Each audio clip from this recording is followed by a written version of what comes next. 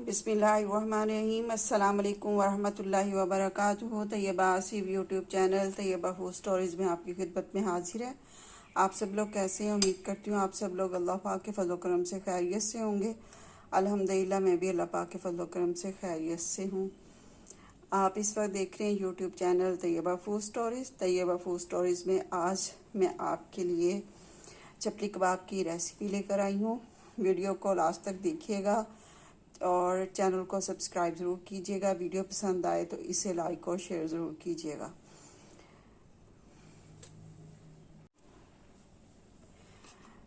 Recipe start करते हैं। तो चपली कबाब बनाने के लिए हमें जिन इंग्रेडिएंट्स की ज़रूरत है तो वो कुछ इस तरह से हैं।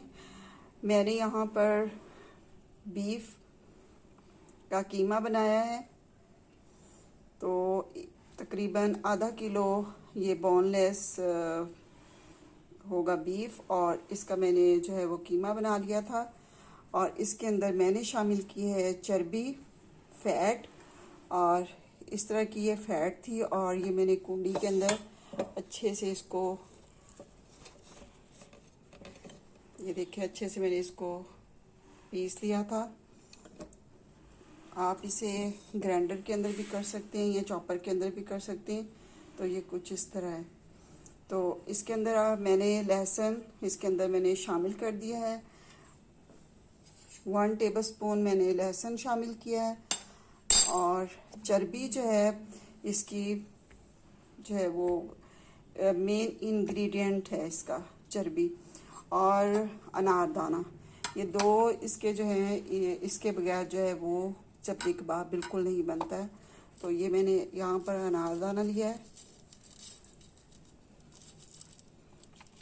2 चम्मच के बराबर रेगुलर ये स्पून है, तो इस मैंने ये अनारदाना लिया है।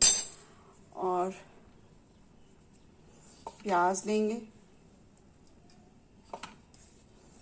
प्याज मैंने बिल्कुल अच्छे से मैंने इनको जो है वो चॉप किया हुआ है। हाथ से मैंने चॉप नहीं किया था। कल मैंने फूड प्रोसेसर में कीमा भी बनाकर रख लिया था, और उसी के अंदर मैंने प्याज और ये अलग अलग से जो है हरी मिर्चें वगैरह सब कुछ इसके अंदर मैंने कल सब कुछ करके रख लिया था, और आज आपको बना कर दिखा रही हूँ। और अब इसके अंदर मैं शामिल कर रही हूँ सब्ज़ मिर्चें।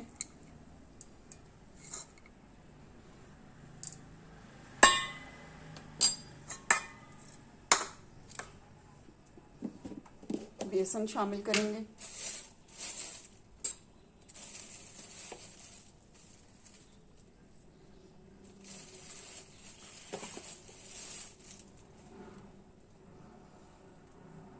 टू टेबलस्पून मैंने बेसन शामिल किया। और अब इसके अंदर जाएगा रेड चिल्ली पाउडर 2 चम्मच,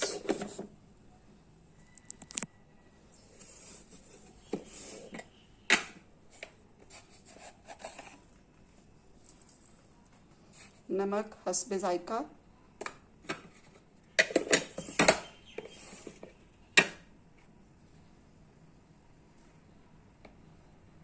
और मैंने इसके अंदर नमक जो है साल्ट डाला है 1 टेबलस्पून। हल्दी 1/2 tablespoon. Ground coriander powder 1 tablespoon.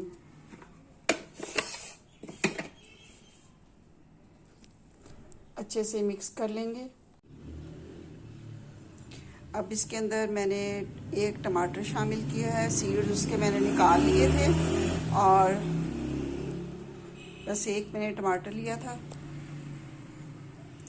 और ये देखिए सीड्स वगैरह मैंने सारे इसके निकाल लिए हैं।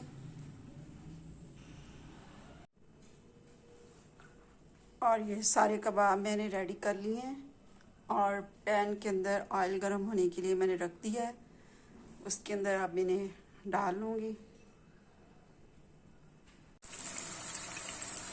स्लो फ्लेम पर मैं इन्हें फ्राई कर रही हूँ, और साथ में मैंने कुछ फैट्स दिए और ये देखिए, ये चर्बी मैंने साथ में रखी है, इससे ये कि ऑयल के अंदर जो है इसका फ्लेवर आ जाएगा और जो चपटी कबाब हमारे ऑयल के अंदर फ्राई हो रहे हैं तो इससे कबाब का टेस्ट भी बहुत अच्छा आएगा। और दूसरी साइड की तरफ मैंने इन्हें पलट दिया है। अब ये अदर साइड से जो है वो फ्राई हो रहे हैं।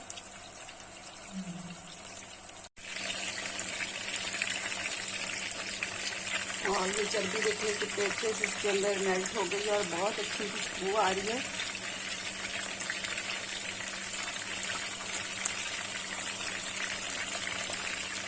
अब इन्हें मैं निकाल लूँगी और दूसरे वाले कबाब जो हैं इसके अंदर मैं डाल दूँगी।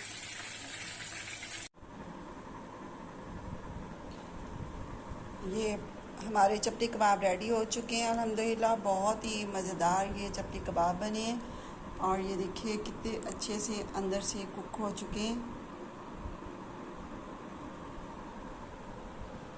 और बिल्कुल स्लो फ्लेम पर मैंने इन्हें फ्राई किया था ताकि जो कीमा है वो अच्छे से टेंडर हो जाए।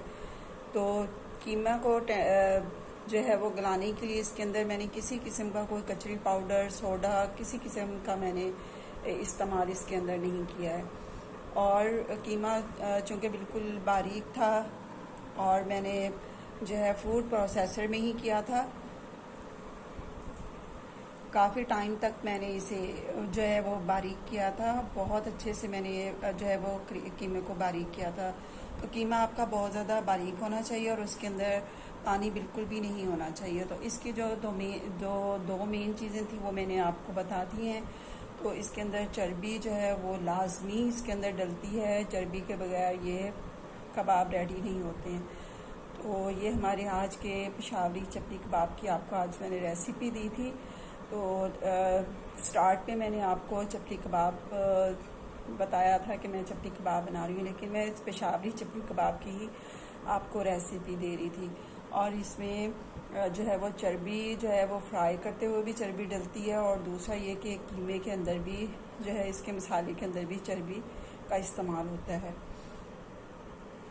तो उम्मीद है आपको आज की मेरी ये रेसिपी बहुत ज़्यादा पसंद आएगी। ट्राई ज़रूर कीजिएगा और कमेंट भी कीजिएगा और वीडियो को लाइक और शेयर भी कीजिएगा और इसे जो है चैनल को सब्सक्राइब भी ज़रूर कीजिएगा। दुआ में याद रखिएगा।